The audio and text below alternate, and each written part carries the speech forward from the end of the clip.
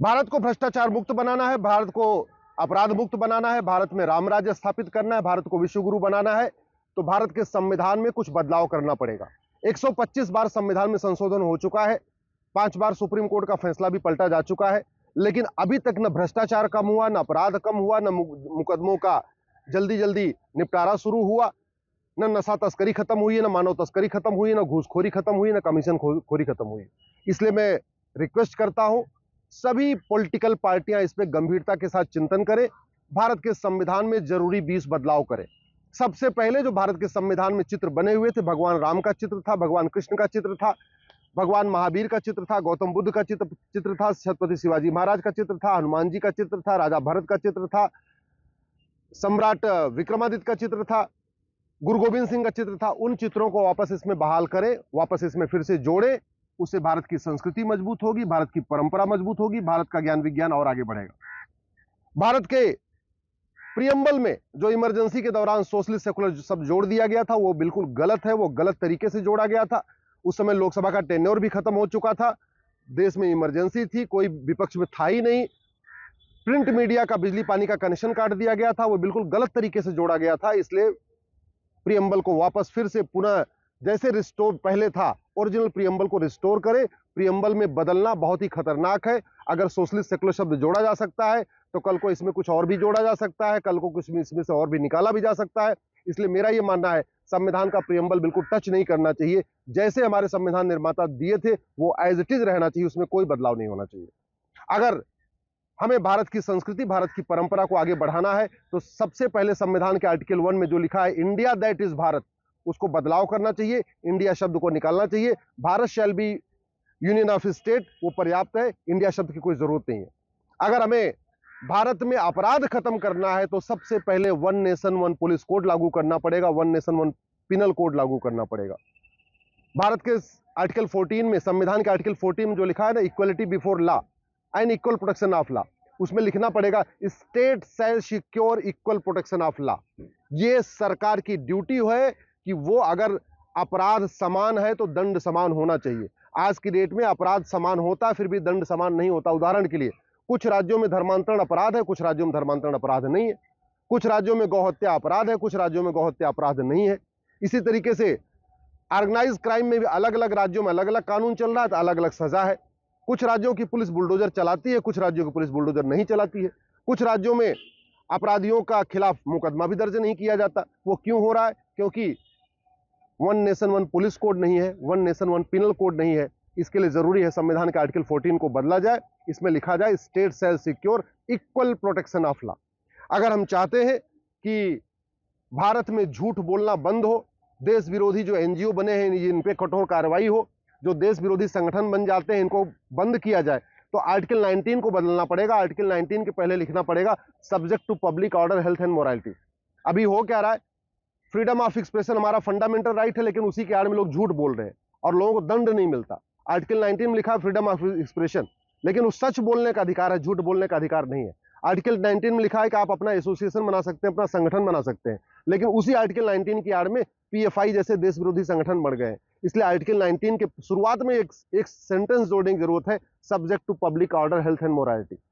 आप ऐसा कोई संगठन नहीं बना सकते हैं जिससे भारत की एकता अखंडता खतरे में पड़े, जिससे पब्लिक ऑर्डर डिस्टर्ब हो। तो देश विरोधी एनजीओ को खत्म करने के लिए, देश विरोधी संगठनों को खत्म करने के लिए, झूठ को गंभीर अपराध घोषित करने के लिए आर्टिकल 19 को बदलना पड़ेगा। आर्टिकल 20 में यह कहा गया है कि आप किसी को उसके खिलाफ गवाही के लिए यूज नहीं कर सकते। आर्टिकल 20 में जो लिखा हुआ है ना, उसके कारण ही आज तक नार्को पॉलीग्राफ ब्रेन मैपिंग कानून नहीं बन पाया।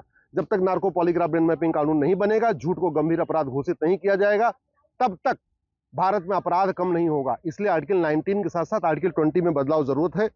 आर्टिकल 21A लिखा है state shall provide free and compulsory education.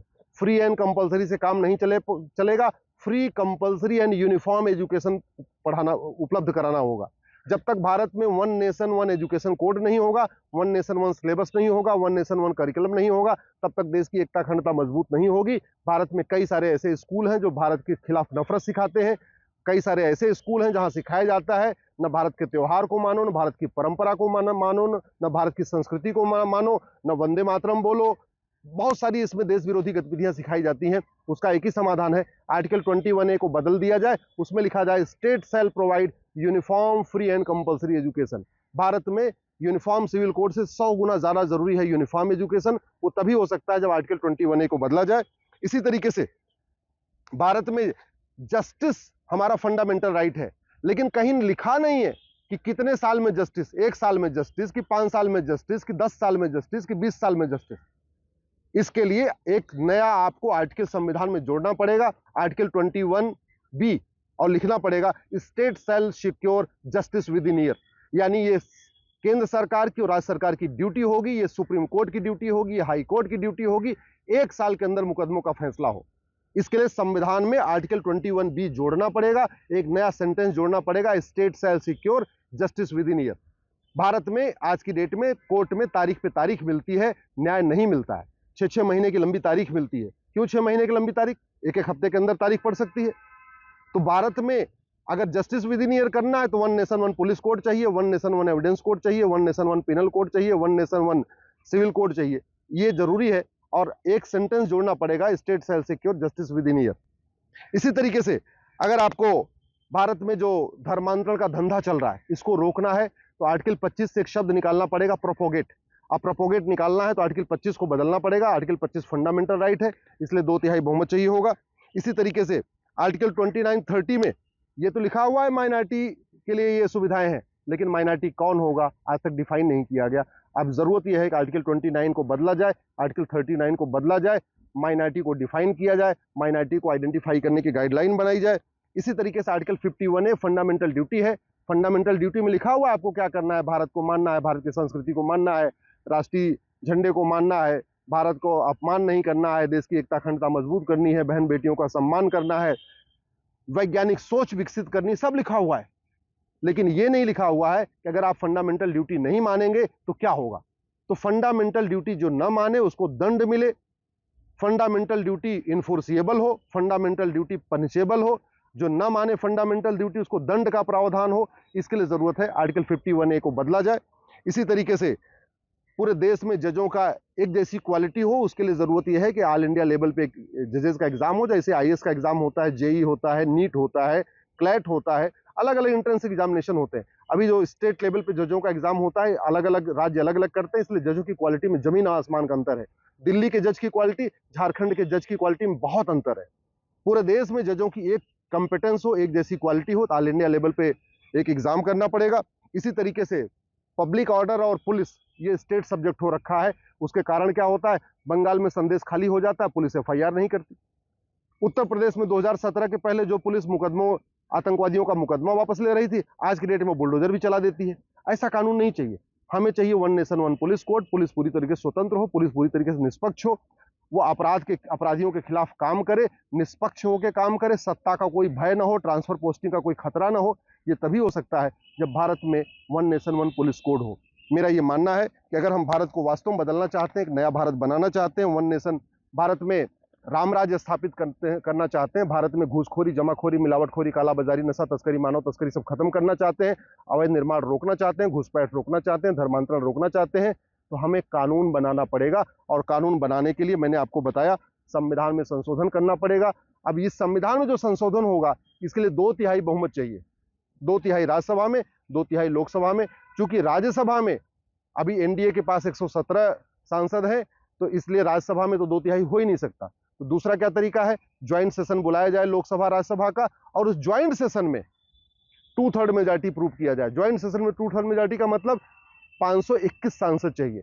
अब टोटल 521 चाहिए, राज्यसभा में 117 है, इसका मतलब 521 माइनस 117, 117, तो हो गया 404। यानी ये संविधान में जितने बदलाव मैं बता रहा हूं, ये तभी हो सकता है जब लोकसभा में अब की बार 404 सीट बीजेपी को मिले। यानी जो 1984 में राजीव गांधी को 404 सीट मिली थी, अगर उतनी सीट वापस बीजेपी को मिल जाए 404, तब ये संविधान में संशोधन हो सकता है। लेकिन केवल 404 सीट मिलने से भी ये संशोधन नहीं होगा जब तक आप डिमांड नहीं करेंगे। इसलिए मैं कहता हूं इस वीडियो को अधिक से अधिक शेयर करिए, अपने फेसबुक पे डालिए, अपने ट्विटर पे डालिए, अपने इंस्टाग्राम पे डालिए, जहां जहां इसको फॉरवर्ड कर सकते फॉरवर्ड करिए। तभी होगा जब जनता डिमांड करेगी, परिवर्तन तभी आएगा जब पहली बात तो 404 सीट आए और दूसरा आप सब लोग संविधान में संशोधन की डिमांड करिए।